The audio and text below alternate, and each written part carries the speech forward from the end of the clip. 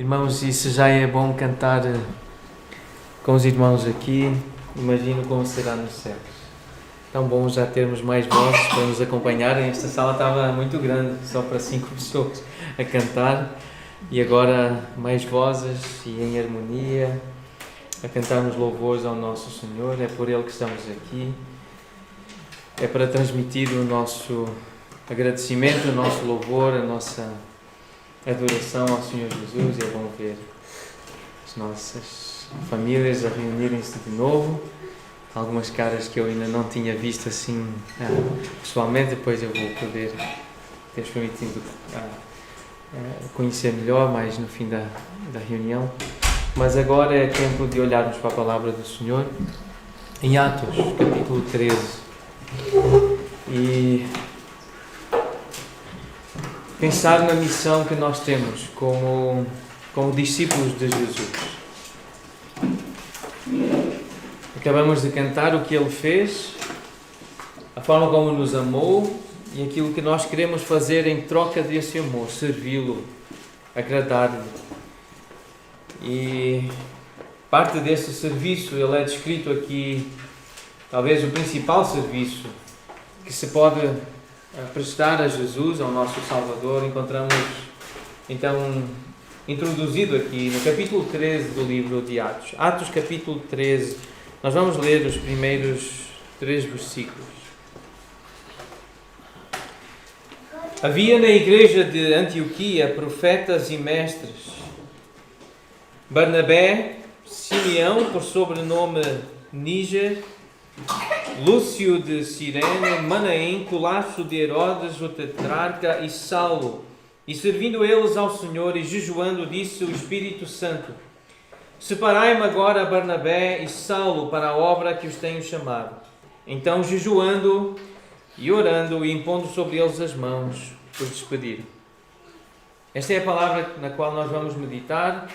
E os nossos meninos, as nossas crianças também vão poder ouvir um texto bíblico, uma história.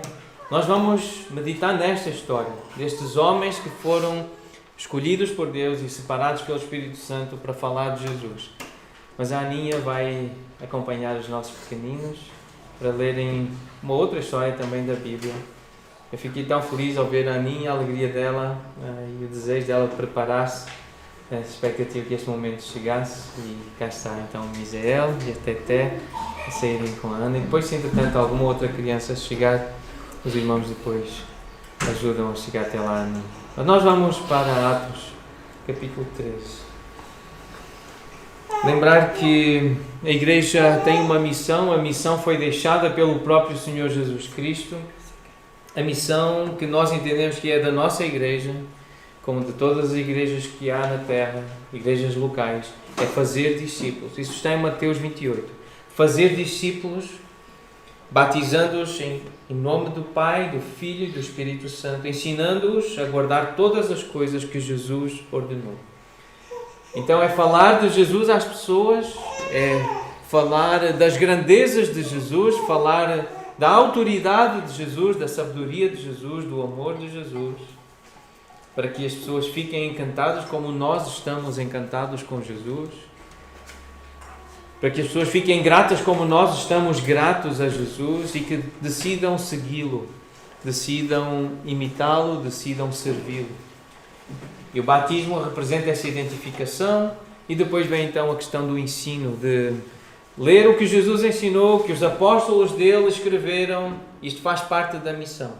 Em outras palavras, a nossa missão é testemunhar na região da Grande Lisboa a edificação de um corpo de crentes em Jesus Cristo, batizados, que tenham fé semelhante nas Escrituras, que estejam comprometidos com a edificação mútua, que se encontrem sob a autoridade de presbíteros e diáconos qualificados, sejam obedientes às ordenanças, que são o batismo e a ceia do Senhor, que pratiquem a disciplina na igreja e que evangelizem o mundo.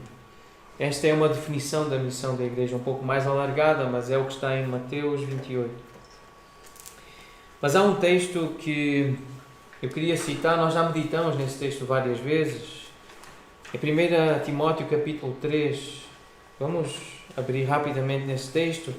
para lembrar de uma expressão que nós encontramos no versículo 14 e 15, nos versículos 14 e 15, que são expressões muito importantes acerca da razão, explica porque que nós nos reunimos à volta de um livro. No fundo é em nome de Jesus, mas à volta deste livro. Paulo diz assim a Timóteo, na verdade ele queria falar com a igreja de Éfeso, mas no versículo 14, 1 Timóteo 3,14 diz assim: escrevo-te estas coisas. Então a importância de um livro, de uma carta, de palavras escritas. Escrevo-te estas coisas, esperando e ver-te em breve, mas se eu tardar, fiques ciente de como se deve proceder na casa de Deus, que é a igreja do Deus vivo, coluna e baluarte da verdade. Ou seja, nós temos aqui a razão porque recebemos a Bíblia. Por que é que temos a Bíblia? Para saber como proceder, como fazer, sendo igreja, como ser discípulo de Jesus. Então o Novo Testamento, e não apenas a carta de Timóteo, nós acreditamos que todo o Novo Testamento, especialmente aquilo que foi escrito pelos apóstolos, foi escrito para ficarmos cientes de como se deve proceder na casa de Deus. Temos a doutrina do próprio Senhor Jesus Cristo, os seus discursos, temos as suas pregações, o seu ensino registrado pelos Evangelhos, mas temos as cartas que explicam como ser igreja. Toda a Escritura é inspirada e nós encontramos, e vamos ler alguns textos no Velho Testamento, que também nos instruem, que também nos mostram como servir a Jesus, como é que Ele quer ser servido. Tem princípios no Velho Testamento. Por isso toda a Escritura é inspirada por Deus. E ela é útil para o ensino, para a correção, para a repreensão, para a educação da justiça, a fim de que todos, homens e mulheres de Deus, sejamos aperfeiçoados nessa verdade. Então os escritos de Paulo, os escritos de Lucas, os escritos de Pedro. Lucas escreveu o livro de Atos e o que ele escreveu é chamado pelo apóstolo Paulo, e ele, consciente que estava a escrever a palavra de Deus, ele chama o que Lucas escreveu de Escritura. É a mesma expressão que se usa para se referir ao Velho Testamento, que Jesus usava para se referir ao Antigo Testamento, a lei de Deus, a palavra do Senhor.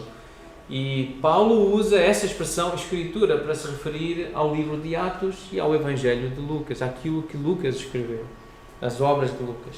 Então nós estamos diante da Escritura, estamos diante da palavra do Senhor. Atos 13 é palavra de Deus, inspirada para nós, para nos ensinar, para nos corrigir, para nos educar na justiça. Uma história que tem estado na minha mente, quando eu penso em missões, eu penso numa história que é difícil de ser lida, mas eu queria lembrá-la resumidamente.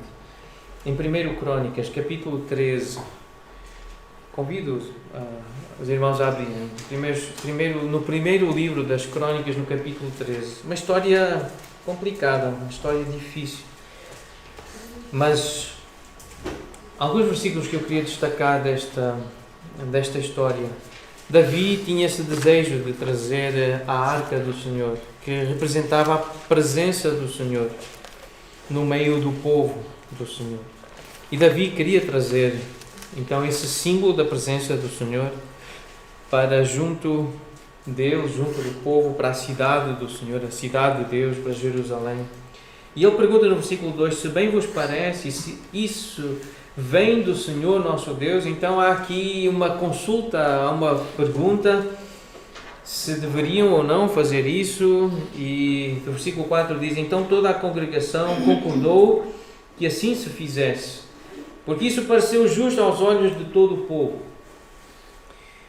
Então houve ali uma consulta popular, busca de conselhos, acharam que tudo bem, vamos fazer, avançar, e versículo 7 diz que puseram a Arca de Deus num carro novo.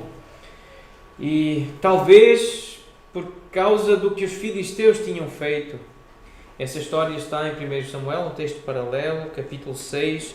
Os filisteus, um povo que não conhecia o Senhor, não conhecia a palavra do Senhor, tinha levado a Arca do Senhor para a sua terra, mas por causa de maldição que a Arca do Senhor levou para a sua terra, doenças, pragas, eles mandaram de volta para Israel a arca num carro que construíram novo para trazer a arca, e bois sem serem guiados, sem serem guiados por um homem, mas guiados obviamente por Deus. É interessante porque eles fizeram um teste. A história é encantadora.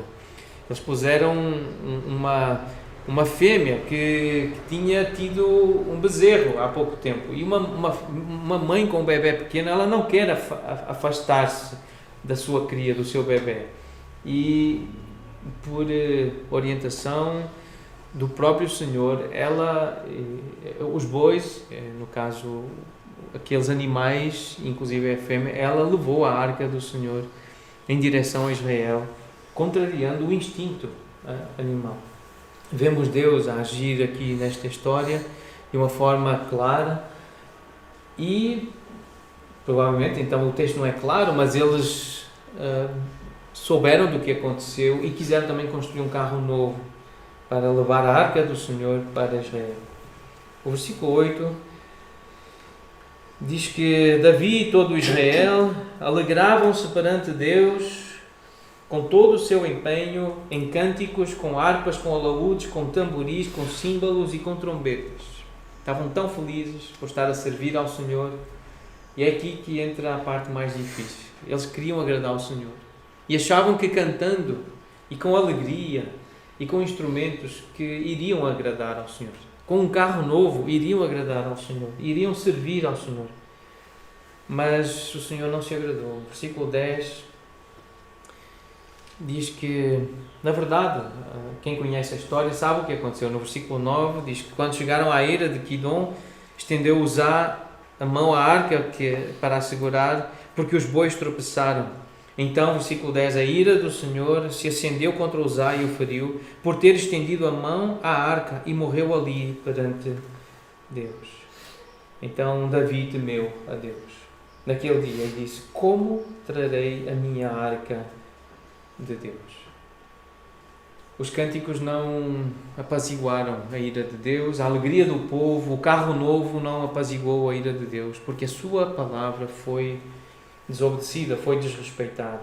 E nós sabemos dessa explicação no capítulo 15, mais à frente. Então tem a explicação, versículo 2, disse Davi: ninguém pode levar a arca de Deus senão os levitas, porque o Senhor os elegeu para levarem a arca de Deus e o servirem para sempre.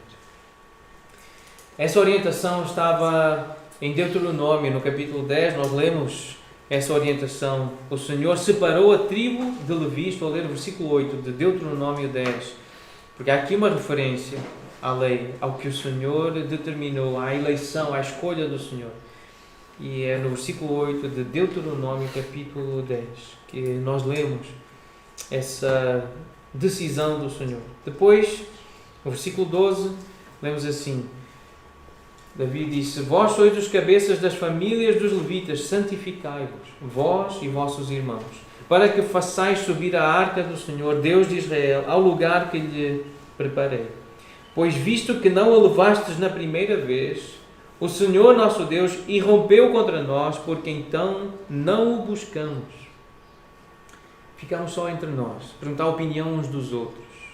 O que é que tu achas? O que é que os mais velhos acham? O que é que os especialistas dizem? Os estudiosos dizem? Ficamos só entre nós, os principais do povo, o rei, só as autoridades civis, pessoas cultas. Mas não consultamos o Senhor, não o buscamos, segundo nos for ordenado. No versículo 14 diz: santificaram-se, pois, os sacerdotes e levitas, para fazerem subir a arca do Senhor, Deus de Israel. Os filhos dos levitas trouxeram a arca de Deus aos ombros, pelas varas que nela estavam. Esta expressão é importante: como Moisés tinha ordenado, segundo a palavra do Senhor. Não de acordo com os seus palpites, as suas opiniões, as suas preferências, não de acordo com o padrão dos filisteus, ou dos ímpios, ou dos que não conhecem o Senhor, não conhecem a lei do Senhor, o padrão do mundo, por muito elevado, por muito digno, nobre, sacrificial que tenha sido o trabalho desses estudiosos. mas não é a palavra do Senhor. Então, esta é uma história que me constrange, que me entristece, sim, porque eu vejo muitas vezes essa tendência no meu coração para confiar em homens, para confiar em estudiosos, confiar em autoridades, em pensamentos de homens, mas este texto diz que nós precisamos confiar em Deus, entender a sua palavra, procurar os seus mandamentos, e foi isso que Davi fez. Ele voltou à lei do Senhor, lembrou-se de Deuteronômio e entendeu que eram os levitas que tinham que levar a arca. E era com varas, não com carros de bois, novos ou velhos. Ele entendeu porque estava escrito, fez isso, e o Senhor abençoou, e a arca chegou a Jerusalém. E aí houve festa, e aí houve alegria, porque foi feito de acordo com a palavra do Senhor. Voltando ao livro de Atos, e Atos é um livro narrativo, tem alguns mandamentos, tem ensino de Jesus, tem ensino apostólico, tem pregação e para nós serve de norma, mas esta história em Atos 13 é simplesmente narrativa. Mas nós vamos, a partir desta história, que é uma história narrativa, não tem mandamento, mas vamos ver o ambiente em que missões acontecem na igreja primitiva, nos primeiros irmãos, e onde Paulo, ainda chamado aqui de Saulo, onde ele começa o seu ministério público ou onde se torna mais conhecido e mais evidente o seu ministério. Ele já tinha começado o ministério público um tempo antes, mas é a partir do capítulo 13 que nós vemos Paulo, o apóstolo aos gentios, a cumprir essa missão que Deus lhe deu. Então nós já lemos o texto, havia então profetas e mestres, e queria destacar o ambiente em que a igreja está. A palavra é esta, servindo. O que ela significa? A palavra que está por detrás na língua original é alguém que assume um ofício que deve ser administrado às próprias custas. Não fica à espera de um salário para fazer este trabalho. É alguém que cumpre um ofício público, a bem dos outros. E não é porque recebe um salário, é porque quer o bem público. É também uma expressão que é usada na língua grega para descrever o trabalho, o serviço de sacerdotes, dos levitas que se ocupavam com os ritos sagrados. A expressão latria, liturgia, vem deste verbo grego. Então é um serviço, é um trabalho sacerdotal, levita, religioso, relacionado com o sagrado, os sacrifícios no tabernáculo. Esta palavra refere-se àquele trabalho de adoração, de culto. Também é uma palavra que se refere ao trabalho dos cristãos, ao serviço dos cristãos que prestam a Cristo. Seja através da oração intercessória é um serviço, é uma liturgia que se presta a Deus e às pessoas. Seja instruindo outros no caminho da salvação, ou de alguma outra forma, daqueles que ajudam com os seus recursos também, que dão ofertas, fazem contribuições, que assistem outros na pobreza. Este verbo significa isso. E era o que os irmãos em Antioquia estavam a fazer. Estavam a servir dessa forma. Não à espera, não por constrangimento, não por ganância, não porque queriam dinheiro, mas porque queriam servir a Deus e servir as pessoas. Isso é a ideia deste verbo. Esse era o ambiente daquela igreja. Estavam a servir, servindo eles ao Senhor. Era assim que essa era a postura destes irmãos. A ideia o verbo traz essa ideia de sacrifícios espirituais, que Pedro menciona na sua carta no capítulo 2, e que se espera que os crentes, chamados aqui nesta carta de pedras que vivem, também prestem esse tipo de serviço, sacrifícios espirituais agradáveis a Deus. Então, esses sacrifícios, o irmão John MacArthur, ele no comentário que faz essa expressão, ele define assim: obras que são feitas para honrar a Deus por causa de Cristo, sob a direção do Espírito Santo e sob a orientação da Palavra de Deus. Então são esses os sacrifícios. É o Espírito Santo que conduz, é a palavra de Deus que dá os limites. Então, alguns exemplos. Oferecer toda a energia do corpo a Deus, a melhor parte do dia, a melhor parte do meu corpo, a melhor parte da minha energia, na verdade é toda. Porque tudo o que fizermos com a energia do nosso corpo devemos fazer com a intenção de agradar ao Senhor. Isso é o que se espera. É verdade que nem sempre conseguimos fazer. Muitas vezes usamos energia para fazer coisas que nós queremos e que nós sabemos que desagradam a Deus. Mas nós precisamos lembrar que esse não é o padrão de um discípulo de Jesus. O padrão, o que se espera é que se trabalhe para fazer com a energia do corpo aquilo que agrada a Deus, de acordo com Romanos 12. É louvar a Deus, sacrifícios de louvor. Dizer coisas em que Deus é exaltado, é elogiado, isso é louvar a Deus. É destacá-lo na nossa vida. É fazer o bem, isso é um sacrifício. Às vezes estamos cansados, estamos com sono, estamos com fome, mas temos que fazer o bem aos nossos mais próximos, na família, vizinhos, irmãos na igreja. Mas fazer o bem são sacrifícios. Muitas vezes fazer o bem implica em sacrificar o nosso tempo, o nosso conforto, o nosso descanso, os nossos bens. Mas isso é sacrifício espiritual. É levar as pessoas, é compartilhar os próprios recursos, então dar ofertas, é levar as pessoas a Cristo. É um sacrifício porque muitas vezes somos associados a pessoas pobres de espírito, pessoas mentalmente limitadas, retrógradas, pessoas pouco inteligentes, não é? Então, falar de Cristo e levar portugueses, europeus a Cristo é um sacrifício. O ambiente não é propício a falar de Jesus. Pelo contrário, é um ambiente hostil e de desprezo. Mas é um sacrifício espiritual, talvez o principal que podemos e devemos fazer.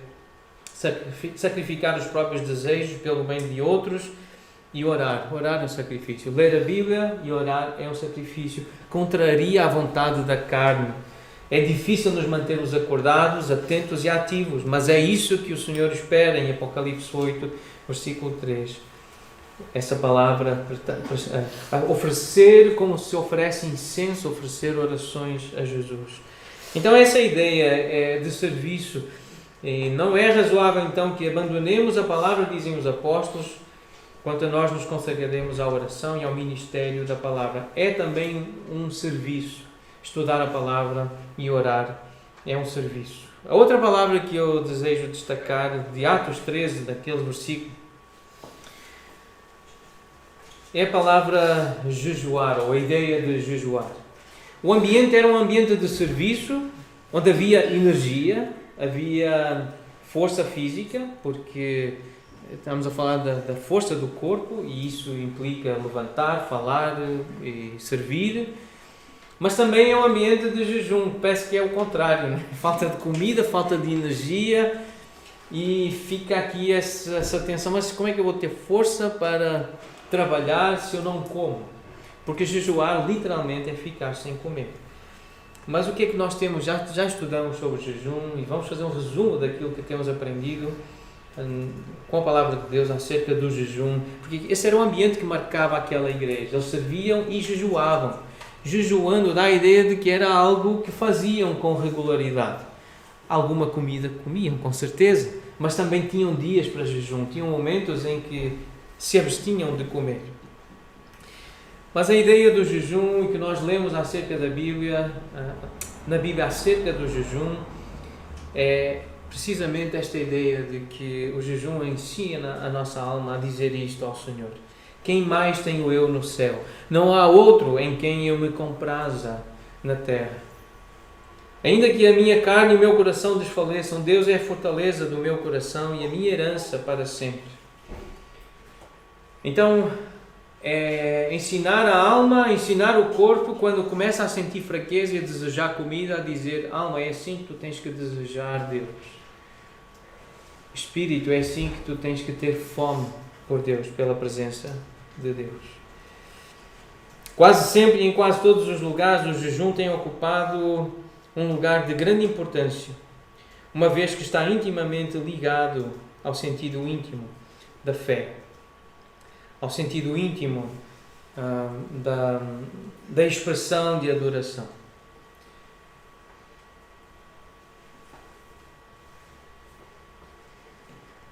Foi Edward Farrell, citado por John Piper, que ele diz assim: talvez esta seja a explicação para a extinção do jejum nos nossos dias. Quando o sentido de Deus diminui, o jejum desaparece. E eu não sei como é que está a vossa experiência com o jejum, mas o jejum faz parte da vida da igreja, da vida do crente, da vida do discípulo de Jesus. E quando essa noção de Deus, da presença de Deus desaparece, desejo por Deus desaparece, também ouve-se falar pouco de jejum ou nada de jejum. Então fica aqui esta lembrança, fica aqui esta recordação. Nós precisamos ensinar a nossa alma, através do nosso corpo, a desejar Deus e a depender da força que vem da fé, da força que vem da crença, a força que vem do serviço, a força que vem da devoção e da piedade. Se nós não temos sentido um grande desejo pela manifestação da glória de Deus, não é porque tenhamos dele sorvido profundamente e estejamos satisfeitos, não.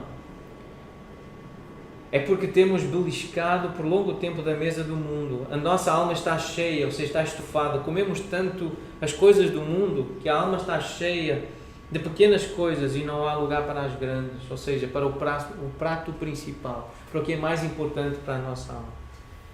Então este irmão, neste livro, Fome de Deus, Fome por Deus, ele diz assim: o meu alvo e a minha oração ao escrever este livro é que ele possa despertar uma fome pela supremacia de Deus em todas as coisas, para a alegria de todos os povos. O jejum prova a presença e sopra a chama dessa fome. É um intensificador do desejo espiritual. É um inimigo fiel da escravidão a coisas inocentes. É um ponto de exclamação físico no fim da frase: é este tanto, ó Deus, que eu anseio por ti e pela manifestação da tua glória no mundo. Então este desejo que eu tenho por comida é assim que eu quero expressar a minha fome por ti, Deus, pela tua supremacia, que tu sejas conhecido pela minha família e pelas pessoas que estão perto de mim, pelas nações na terra. Esta imagem é uma imagem curiosa do que pode representar o jejum, não é? E as imagens falam muito, não é? Que fique gravada na nossa mente para pensarmos nisto durante a semana, pensarmos o que podemos fazer no próximo domingo, estando juntos novamente, se o Senhor permitir, algo semelhante a isto que queria convidar os irmãos a fazer. A pergunta: o jejum então é uma prática cristã? Então há alguns princípios, aquilo que Jesus diz em Mateus 9, ele pergunta, porque ele foi questionado acerca do jejum. Os judeus jejuam, os discípulos de João Batista jejuam e os teus discípulos, eles não jejuam. E Jesus disse: por acaso podem estar tristes os convidados para o casamento enquanto o noivo está com eles? É uma referência a ele próprio, os convidados são os discípulos. E ele diz assim: dias contudo virão em que lhes será tirado o noivo, e nesses dias hão de jejuar. O noivo foi-nos tirado pelos planos de Deus. Jesus deveria ascender aos céus e fisicamente estar lá até a hora de regressar. E é verdade que o seu Espírito foi dado, mas nós temos anseio pela sua presença. E é isso que o jejum expressa, que o Senhor venha. Mais de Deus, mais de Cristo em nós. Então os discípulos de Jesus, eles jejuaram no Novo Testamento.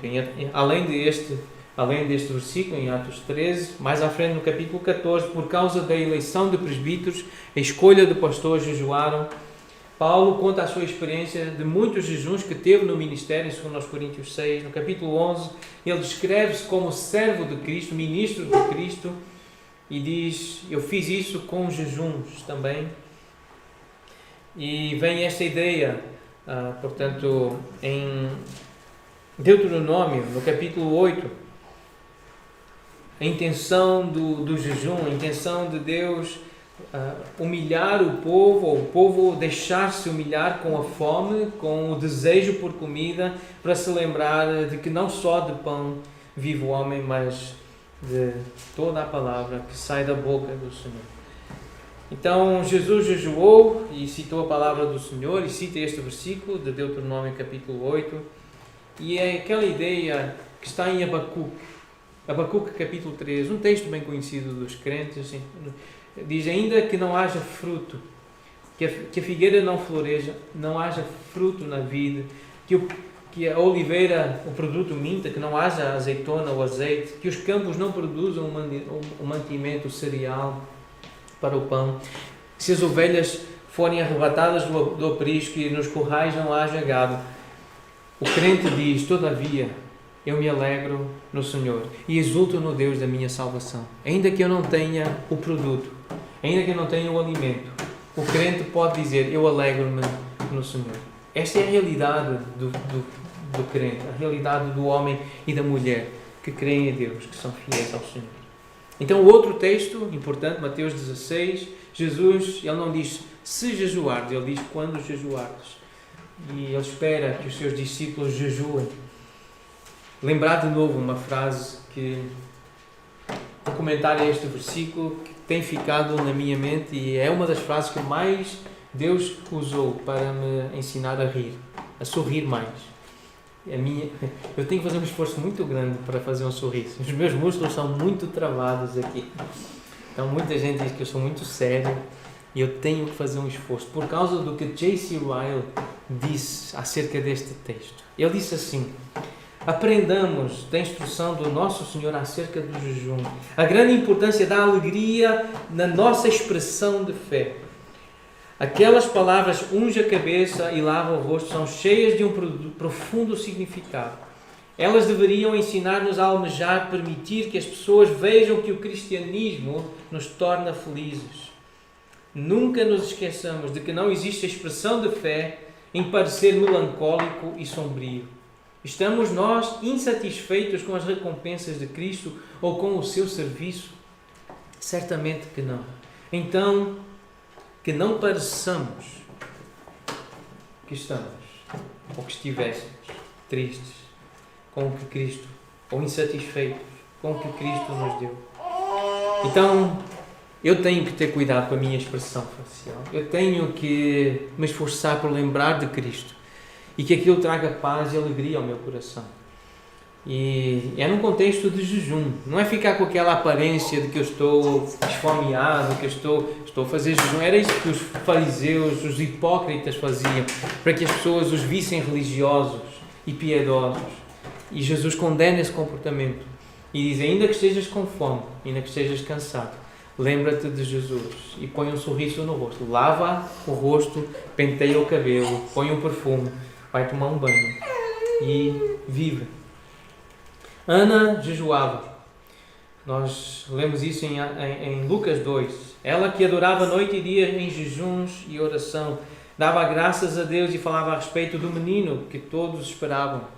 Era a redenção de Israel. Pensando em Jesus, ela jejuava e orava. E isto está relacionado com a vinda de Jesus. 2 Timóteo capítulo 4, diz Paulo que há uma coroa guardada para todos os que amam a vinda de Jesus, todos os que desejam que Jesus venha, todos que têm saudades de Jesus. Há uma coroa, ele chama-lhe a coroa da justiça, 2 Timóteo 4, 8. E por isso a Bíblia termina com esta expressão: Amém. Vem, Senhor Jesus. É isto que nós somos ensinados a dizer. Que o Senhor Jesus venha, que Ele volte. Nós temos saudades dEle, nós precisamos dEle. Os tempos em que vivemos exigem fortemente uma plenitude do Espírito Santo nos ministros. Foi um pregador puritano que disse isto. E nós não deveríamos descansar até obtermos essa plenitude. Já viveu há mais de 200 anos. E ele já entendia o que os ministros precisavam na altura e não é diferente do que nós precisamos hoje, nós que somos homens e mulheres chamados para servir ao Senhor. Para que isso aconteça, eu creio que ministros, acima de todas as outras pessoas, deveriam consagrar-se à oração secreta e ao jejum, e também a orar e jejuar uns com os outros. Parece-me muito adequado, face às circunstâncias do presente, que ministros que vivem próximo se encontrassem regularmente e passassem dias em jejum e oração fervorosa entre eles, buscando sinceramente a provisão extraordinária da celeste graça divina que nós tanto precisamos hoje. Mais de Deus, mais da palavra de Deus. Menos tempo para preparar uma refeição, que às vezes são 3 horas. Entre preparar uma refeição, comer e arrumar a cozinha, às vezes são 3 horas que nós estamos com uma refeição. Então, precisamos de ter tempo para buscar Deus, para pedir mais da sua graça. Primeiro, este jejum em Atos 13 aconteceu depois da primeira vinda de Cristo. Então não é algo só do Velho Testamento. Jesus já tinha estabelecido a sua igreja e este jejum, portanto, é no Novo Testamento. Este jejum de Atos 13 foi um jejum corporativo, ou seja, a igreja, os crentes, os discípulos jejuavam em conjunto. Este jejum provou ser uma ocasião para uma orientação especial do Espírito. Foi uma ocasião. Não foi porque jejuaram que o Espírito Santo deu uma revelação especial, mas foi uma ocasião em que o Espírito Santo aproveitou para falar de uma forma especial.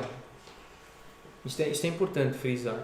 Nós não jejuamos negociando com Deus uma revelação especial, mas é verdade que a nossa alma fica mais sensível, mais atenta, fica mais pronta para receber a revelação do Senhor. E por fim, este jejum de Atos 13 mudou o curso da história.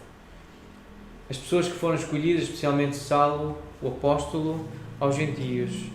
E foi nesta ocasião que a nossa própria história, os europeus, tiveram essa mudança. O Evangelho chegou à Europa, chegou às nações do Ocidente. Alguns exemplos de jejum na Bíblia, se quiserem anotar as referências, segundo Crónicas, são histórias que se destacam, pelo menos na minha perspectiva, sobre jejuar. Segundo Crónicas, capítulo 20, a história de Josafá, que teve medo e se pôs a buscar ao Senhor e apregou um jejum então em todo o povo, e o povo congregou-se para pedir socorro ao Senhor, e vieram pessoas de todas as cidades de Judá para buscar ao Senhor. Diz então mais à frente, em 2 Crónicas 20, que o Espírito do Senhor, no meio da congregação, ele manifestou-se e ouviram o Senhor a dizer: não temais nem vos assusteis por causa dessa grande multidão, pois a peleja não é vossa, mas do Senhor, mas de Deus. Mas há também um tipo de jejum que Deus despreza, que é o jejum descrito em Isaías 58, esse jejum religioso, meramente por hábitos. Os meus pais faziam assim, os meus pastores, os meus líderes faziam assim, eles mandam, a pessoa não sabe porque que faz, e esse é um jejum que Deus despreza. Isaías 58 explica isso. Mas jejuar tendo medo, jejuar tendo receio, jejuar tendo desejo de Deus, são expressões que os homens de fé viveram. Esdras, capítulo 8, ele diz que ele teve medo da jornada. Ele primeiro tinha muita confiança e dispensou a ajuda do rei. Mas depois ele teve tempo para pensar no que tinha feito e teve medo. Então, Esdras 8, 21 diz que ele caiu em si, não é? Então, o que é que ele fez? Agora eu não vou voltar atrás. Não vou dizer ao rei que eu quero os exércitos. Eu vou orar. E pediu para o povo jejuar e orar com ele, para pedir então essa proteção no caminho. Uma história interessante sobre o jejum. E o Salmo 73, que nós já lemos, também esta ideia de desejar o Senhor. O Salmo 42 é um salmo que não usa a palavra jejum, mas de certa forma fala deste anelo, deste desejo, esta fome, esta sede por Deus. O Salmo 42. O Salmo 63 descreve essa secura da terra para dizer ao Senhor: Deus, a minha alma tem sede de Ti. Eu te busco ansiosamente, o meu corpo almeja-te como terra árida, exausta, sem água. É essa fome de Deus. E aquilo que Paulo descreve em Filipenses 3, também não usando a palavra jejum, Filipenses 3:8, ele diz: eu considero tudo como perda por causa da sublimidade do conhecimento de Cristo Jesus, o meu Senhor, por amor do qual eu perdi todas as coisas e as considero como lixo, como refúgio para ganhar a Cristo. Eu quero mais de Cristo.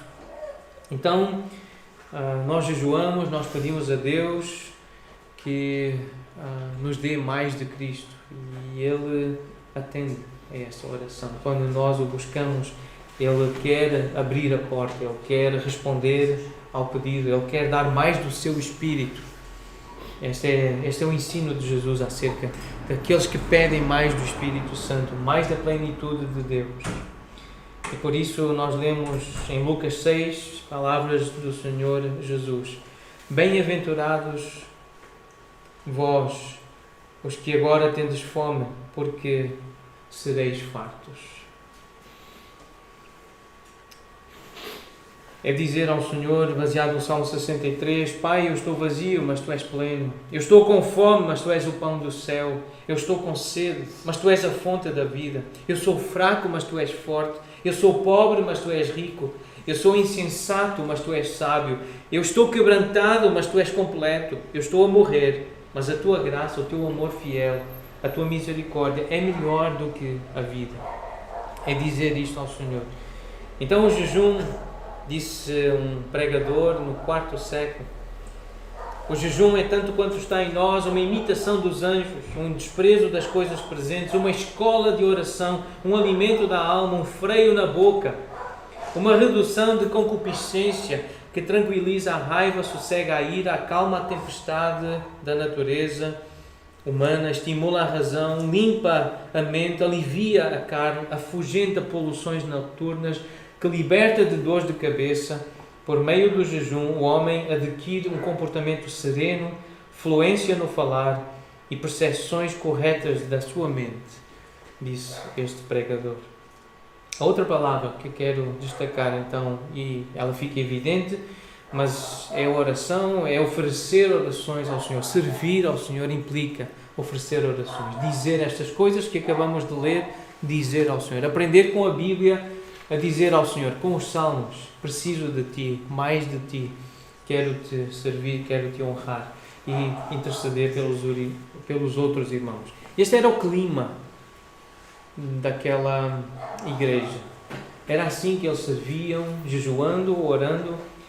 E então a última expressão é essa ideia de impor as mãos sobre aqueles homens que foram escolhidos pelo Espírito Santo.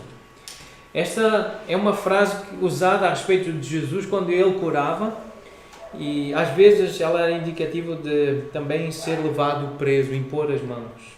Em Atos 5:18, em Marcos 14, a imposição das mãos como que um gesto de autoridade. No Velho Testamento, um gesto relacionado com os sacrifícios, de identificação. Em Levítico, capítulo 8, versículo 14, pôr a mão na cabeça do animal era uma expressão de identificação. Aquele animal representa-me, ele está-me a substituir. O meu pecado é como se fosse imputado, lançado sobre aquele animal que vai ser degolado, vai ser sacrificado, vai ser morto. O seu sangue vai cair na terra. Então, nesse sentido simbólico, significava a afirmação, o apoio, a identificação com uma pessoa ou com o seu ministério. E uma história que eu já contei há algum tempo atrás, voltei a lembrar dela, de certa forma está relacionada com esta ideia de serviço, de ministério, de identificação também, de entender o Evangelho e de viver isso de uma forma tão simples, no ambiente da casa. Eu vou trocar o nome aqui da história, mas foi Stanley Jones que contou esta história. Ele usa um outro nome, mas para mim faz mais sentido usar o Pedrinho. Uma manhã o Pedrinho colocou ao lado do prato da sua mãe um pequeno pedaço de papel e dizia assim naquele pedaço de papel: a mãe deve ao Pedro, por fazer recados, 2,50 €. Por ser bom, bondoso, 1 euro. Por ter aulas de música, 1,5 euro. Extras, qualquer coisa que eu me esqueça, 50 cêntimos. Total, 5,50 euros. Estava lá no prato, para a mãe se lembrar. A sua mãe sorriu, mas não disse nada. E quando chegou a hora do almoço, ela colocou a conta no prato do filho. E lá com os 5,5 euros, então estava pago. E os olhos do menino até dançaram. Mas havia outra conta lá e ela pôs uma outra conta ao lado. O Pedro deve à mãe por ser bondosa, 0. Por cuidar dele durante um longo tempo de doença, nada. Pelos sapatos, pelas roupas, pelos livros e pelos brinquedos, nada. Por todas as refeições e pelo lindo quarto, nada. Então, o Pedro deve à mãe, nada. E o Pedro, quando entendeu o que estava a acontecer, as lágrimas vieram aos olhos e ele colocou os seus bracinhos à volta do pescoço da sua mãe, enfiou a sua pequenina mão na mão da mãe e disse: mãe, pega este dinheiro todo de volta. Mamãe, deixa-me amar-te e fazer as coisas todas de graça. E é isso que o Salmo 116 nos lembra. Que darei ao Senhor por todos os seus benefícios para comigo. O Senhor quebrou as nossas cadeias. Estávamos escravos do pecado. E o Senhor quebrou-as, morrendo na cruz, derramando o seu sangue. E quando nós pensamos em imposição de mãos, pensamos nessa identificação com aquele Cordeiro de Deus que tira o pecado do mundo. Ele deu-nos tudo. Vamos pedir salário em função do que vamos fazer ao Senhor, que vamos trabalhar para Ele? Então a pergunta é esta: como se deve proceder em missões? Na missão de ser igreja, de viver igreja. Lembrar que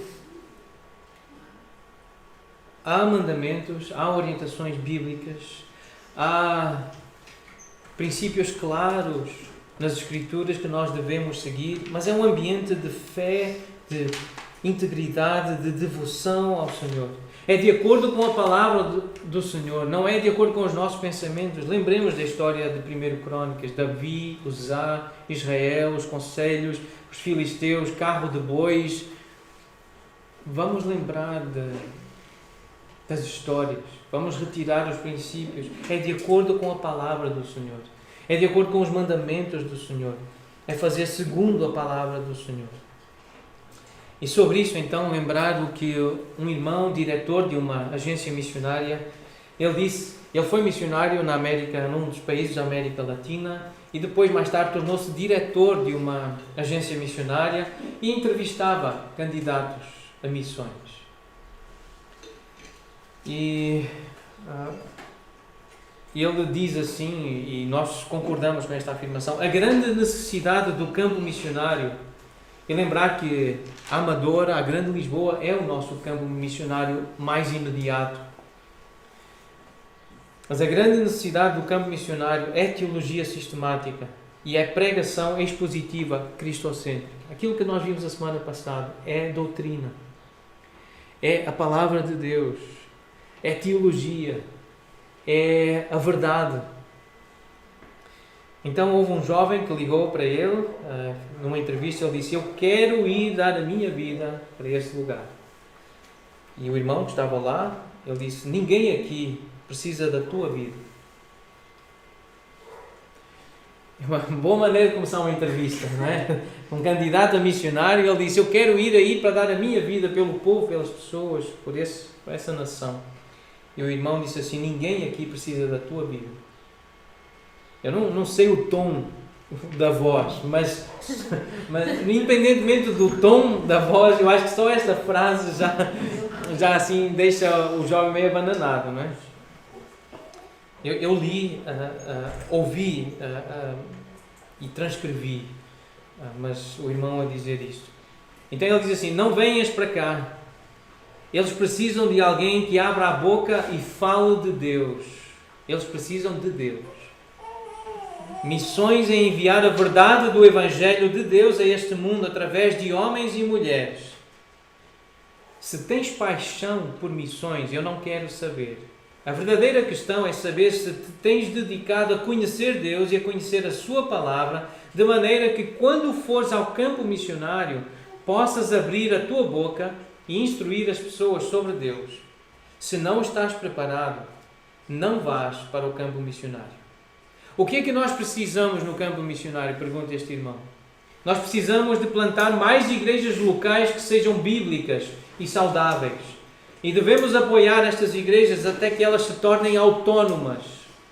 Não precisem de ofertas de outros países, de outras igrejas para se manter, sustentar os seus obreiros, arrendar as suas instalações ou comprá-las. Se tornem autónomas. Tenham uma liderança bíblica no seu meio, não missionários que venham de fora, até que possam multiplicar-se e difundir a verdade que professam. E esse é um trabalho duro. Isso é difícil fazer. Então ele diz àqueles jovens: se queres envolver-te em missões, deixa-me dar-te um conselho. Abre a tua Bíblia. Estes são conselhos para nós que queremos ser missionários aqui nesta região. Abre a tua Bíblia, consegue bons livros, estuda as Escrituras, memoriza capítulos, organiza as tuas ideias numa teologia sistemática e conhece bem o que tu crês. Prepara-te para defender a verdade. Conhece algo acerca da história da igreja, a história cristã. Torna-te mestre na palavra de Deus. E só depois vai para o campo missionário. Até lá, e temos ouvido isto muitas vezes, até lá, fica em casa. Fica em casa. Porque nós não precisamos mais da confusão que já está lá fora. Isto parece tão duro, mas desculpem, é a verdade. E a igreja bíblica existe. Eu vi esta frase numa igreja que eu visitei, região de Brasília, no Brasil, Gama, cidade do Gama. Eu visitei uma igreja lá, um amigo nosso, um colega nosso que nos recebeu, e eu vi esta frase e creio que nós podemos dizer a mesma coisa acerca de nós aqui. A igreja bíblica existe para que todos os moradores da Grande Lisboa, isto parece megalomaníaco, não é? Uma coisa muito grande, não é? 3 milhões de pessoas, 3 milhões e meio, mas que todos os moradores da Grande Lisboa e cada pessoa do mundo compreenda o Evangelho. Mas nós temos que ter uma visão grande, sim. O YouTube pode chegar a muitas pessoas. Os folhetos que nós distribuímos, se nós ainda não conseguimos falar, explicar a Bíblia, nós podemos usar literatura. Nós podemos usar vídeos que explicam bem o Evangelho. E a pergunta é: Pedro, com quem é que tu vais compartilhar o Evangelho esta semana? O que é que vais fazer para cumprir a missão nesta região onde tu estás? É a pergunta que eu faço a mim mesmo, é o desafio que fica. Foi para isso que nós fomos chamados para estar aqui, neste lugar. A partir deste lugar, nos prepararmos, nos equiparmos para cumprir a missão. A missão de falar de Jesus às pessoas. Se elas vão crer ou não vão crer, isso é trabalho do Espírito Santo. Não é o nosso papel convencer as pessoas de que Jesus é verdadeiro. A nossa missão é espalhar o Evangelho, é espalhar a verdade. Num contexto de serviço, num contexto de jejum e de oração, num contexto de identificação e de responsabilidade, de fidelidade ao Senhor. Então a pergunta é essa: com quem vais compartilhar o Evangelho? O Evangelho é o fundamento, Jesus é o fundamento, e é isso que nós vamos cantar então para terminar este nosso tempo e lembrar destas verdades que não mudam, estas verdades eternas.